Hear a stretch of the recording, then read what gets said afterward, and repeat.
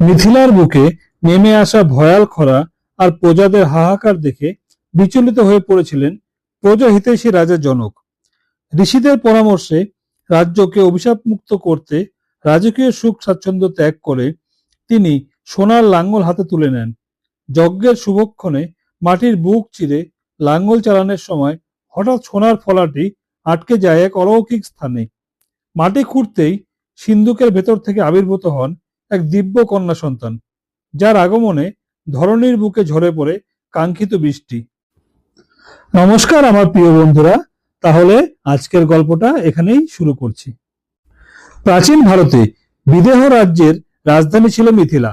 এই মিথিলার অধিপতি ছিলেন পরম ধার্মিক, প্রজাহিতৈষী ও আত্মজ্ঞানী রাজা জনক। তার রাজ্যে কোনো অন্যায়, অধর্ম বা অশান্তি ছিল না। কিন্তু হঠাৎ করেই একদিন প্রকৃতির নিয়মে এক চরম বিপর্যয় নেমে এলো মিথিলার মাটিতে। মেঘের দেখা নেই, নীল আকাশটা যেন তপ্ত তামার মতো ঝলসে উঠছে। দিন যায়, সপ্তাহ যায়, মাস গড়ায়, কিন্তু বৃষ্টির একটি ফোঁটাও মিথিলার বুকে ঝরে পড়ে না। নদ নদী, খাল বিল, পুষ্করিণী শুকিয়ে কাঠ হয়ে গেল। মাটি ফেটে চৌচির হয়ে গেল। মাঠের ফসল রোদে পুড়ে ছাই হলো। জল ও খাদের অভাবে গবাদি পশুরা প্রাণ হারাতে লাগলো। মিথিলা রাজপথে ও গ্রামে গ্রামে শুরু হলো চরম দুর্ভিক্ষ আর হাহাকার। অবোধ শিশুদের কান্নায় আর প্রজাদের করুণ আর্তনাদে মিথিলার বাতাস ভারী হয়ে উঠল। প্রজাহিতৈষী রাজা জনকের রাজপ্রাসাদের সুস্বাদু অন্ন ও সুখ স্বাচ্ছন্দ্য তখন বিষের মতো মনে হতে লাগলো। তিনি দিন রাত প্রজাদের রক্ষা করার চিন্তায় আকুল হয়ে উঠলেন। প্রজাদের এই অসীম কষ্ট সহ্য করতে না পেরে রাজা জনক রাজসভার পরম পূজনীয় কুলগুরু, মহর্ষি এবং পণ্ডিত বর্গকে আহ্বান করলেন। তিনি হাত জোর করে অশ্রু সজল চোখে বললেন, হে জ্ঞানিত তপস্বীগণ, আমার কোনো পাপের ফলে মিথিলার প্রজা আজ অনাহারে প্রাণ হারাচ্ছে।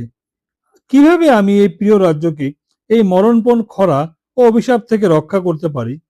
আপনারা আমাকে পথ দেখান। মহর্ষিগণ ধ্যানমগ্ন হলেন। বহুক্ষণ সাধনার পর তারা চোখ মেলে রাজাকে বললেন, হে মহারাজ জনক, আপনি নিষ্পাপ, আপনার রাজত্বে কোনো অধর্ম নেই। তবে প্রাকৃতিক এই মহাবিপদ থেকে মুক্তি পেতে হলে আপনাকে এবং রাজ্যবাসীকে এক মহা ঐশ্বরিক কাজ করতে হবে। আপনি রাজকীয় পোশাক ও আড়ম্বর ত্যাগ করে সাধারণ কৃষকের রূপ ধারণ করবেন।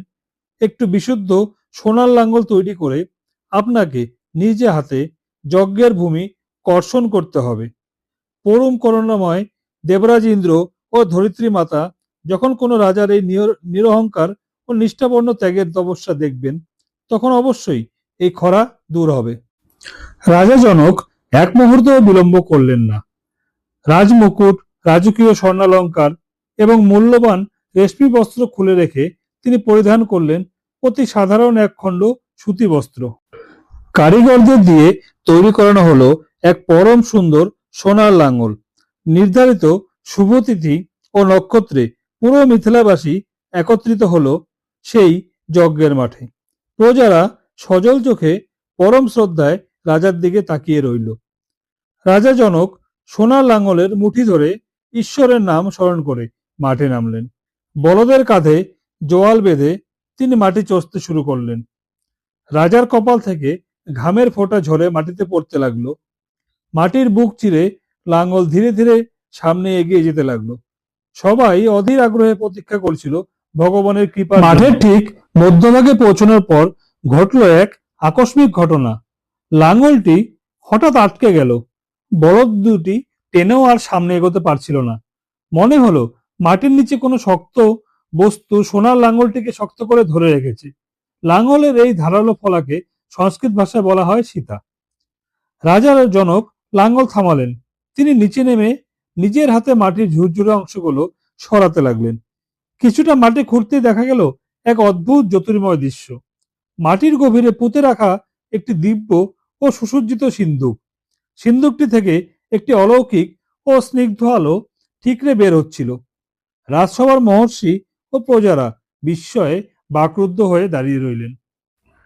রাজা জনক পরম ভক্তি ভরে ও কৌতূহল নিয়ে সেই সিন্ধুকের ঢাকনাটি ধীরে ধীরে খুলে ফেললেন। সিন্ধুক খুলতেই যা দেখা গেল তা দেখে উপস্থিত সবার চোখ আনন্দে ভরে উঠল। সিন্ধুকের ভেতরে কোমল ঘাস ও পুষ্পের শয্যায় শুয়ে আছে এক পরম সুন্দরী, দিব্য কান্তিময়ী সদ্যজাত কন্যা সন্তান।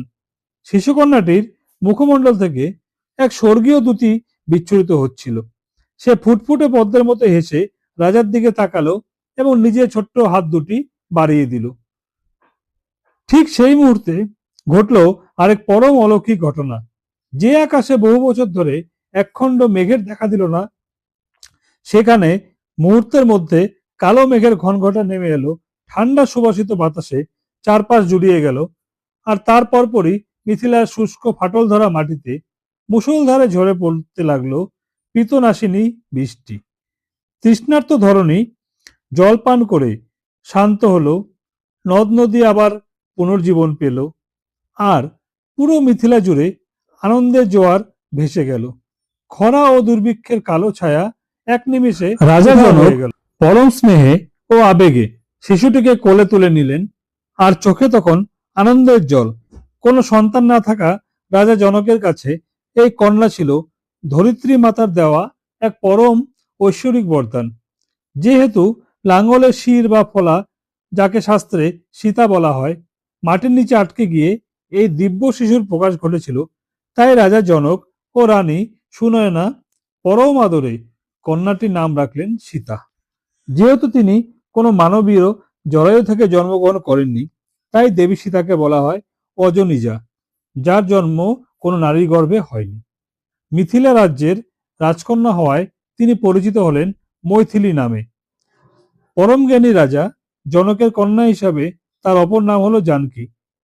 বিদেহ রাজার রাজকুমারী হওয়ায় তাকে বৈদেহী বলেও ডাকা হয়। পরবর্তীতে এই দেবী সীতাই ত্রেতা যুগে অযোধ্যার রাজকুমার শ্রীরামচন্দ্রের পরম পূজনীয় ধর্মপত্নী এবং সাক্ষাৎ দেবী লক্ষ্মী রূপে ধরাধামে পূজিত হয়। আমার প্রিয় দর্শক বন্ধুরা, যদি এই মহাকাব্যিক উপাখ্যান আপনাদের ভালো লেগে থাকে, তবে ভিডিওটিতে অবশ্যই লাইক দিন। সনাতন ধর্মের এমন অজানা ও পৌরাণিক গল্পগুলো সবার মাঝে ছড়িয়ে দিতে ভিডিওটি শেয়ার করতে ভুলবেন না। আপনার মূল্যবান মতামত আমাদের কমেন্ট বক্সে লিখে জানান এবং পরবর্তী গল্প দেখতে প্রস্তুত থাকুন। সনাতন গল্প কথা চ্যানেলে নতুন হয়ে থাকলে এখনই সাবস্ক্রাইব করে বেল আইকনটি প্রেস করে দিন, যাতে পরবর্তী ভিডিওটা খুব তাড়াতাড়ি আপনার কাছে পৌঁছে যায়। ধন্যবাদ। জয় শ্রীরাম।